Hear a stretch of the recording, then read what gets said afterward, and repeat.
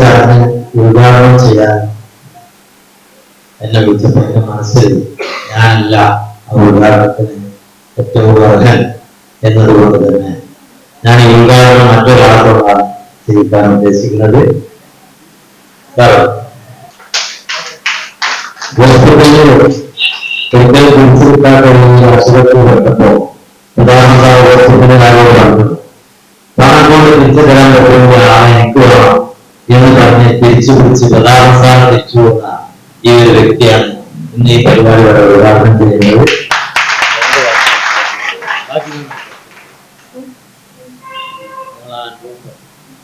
സ്നേഹമുള്ള ഹൈറിച്ച് കുടുംബങ്ങളെ, ഇപ്പൊ സാറ് പറഞ്ഞ പോലെ തന്നെ ഞാൻ ഈ ഹൈറിച്ച് എന്ന് പറഞ്ഞ പ്രസ്ഥാനത്തിലേക്ക് വരുന്നത് 2020 നവംബർ മാസം 2-ാം തീയതി. അപ്പൊ ഇവിടെ വന്നു ഇതിനെപ്പറ്റി വയനാട്ടിലുള്ള റെജി എന്ന് പറഞ്ഞ സാറാണ് ഞാൻ ജസ്റ്റ് പരിചയപ്പെടുത്തി കഴിഞ്ഞപ്പോൾ തന്നെ ഇതിന്റെ ആശയങ്ങളൊക്കെ കൊള്ളാം, പ്രവർത്തിക്കാൻ തീരുമാനിച്ചു. ഇങ്ങനെ പ്രവർത്തിച്ചുകൊണ്ടിരുന്ന ആദ്യത്തെ ഒരു മാസം വലിയ കാര്യമായിട്ടുള്ള വർഷം നടന്നില്ല.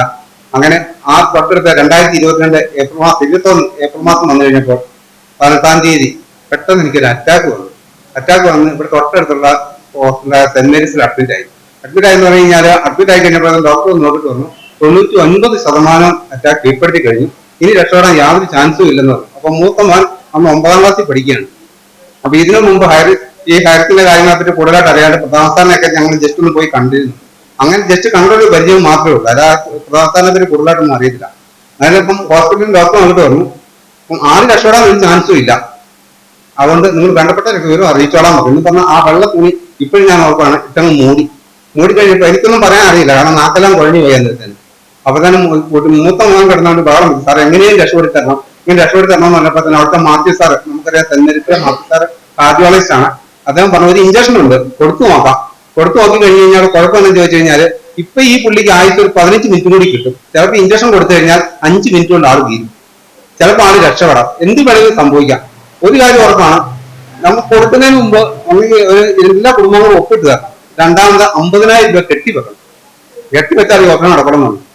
ആൾക്കാർ ഒപ്പിട്ട് തരാൻ എല്ലാവരും ഒന്ന് ഒപ്പിട്ട് തന്നു, പക്ഷേ പൈസ എവിടെ ഉണ്ടാകും? ആകെ അക്കൗണ്ടിലുള്ള 2300 രൂപ മാത്രമേ ഉള്ളൂ. ആരെ ആ സമയത്ത് പെട്ടെന്ന് വെച്ച പൈസ സെക്കൻഡോ താമസിച്ചിരിക്കുകയാണ്. അപ്പൊ മോൻ ഒട്ടും വൈകിയില്ല, പ്രധാന സാറിനെ വിളിച്ചു. സാർ അന്നേരം എടുത്തു കഴിഞ്ഞു. സാർ പറഞ്ഞു ഹോസ്പിറ്റലിൽ ആരും അടുത്ത് റിപ്പോർട്ട് കൊടുക്കാൻ പോകും. അങ്ങനെ അഡ്മിനിസ്ട്രേറ്റർ ഫോൺ കൊടുത്തു.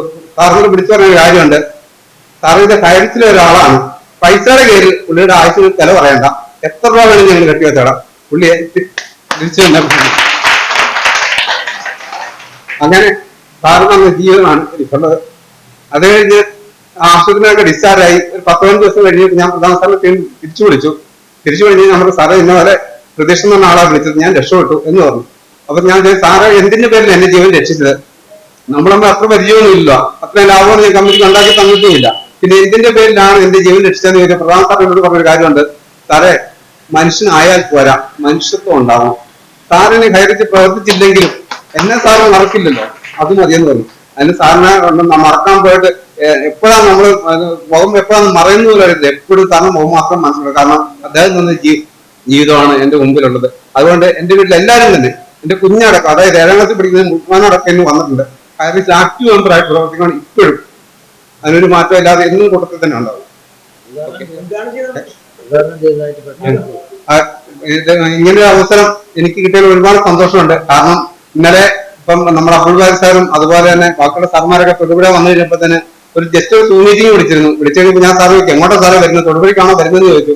തൊടുപുഴയ്ക്ക് വരുന്നത് പറഞ്ഞപ്പോൾ അന്നേരം തന്നെ എന്റെ എല്ലാ പരിപാടിയും മാറ്റി വെച്ച് ഞാൻ തൊടുപുഴ ഓടി വന്നു. ഇന്നലെ ഇവർ വന്ന് ഇവർക്ക് റൂമും എല്ലാം എടുത്തു കൊടുത്ത് എല്ലാവരും അവിടെ സേഫ് ആക്കിയതിനു ശേഷമാണ് ഞാൻ വീട്ടിൽ പോയത്.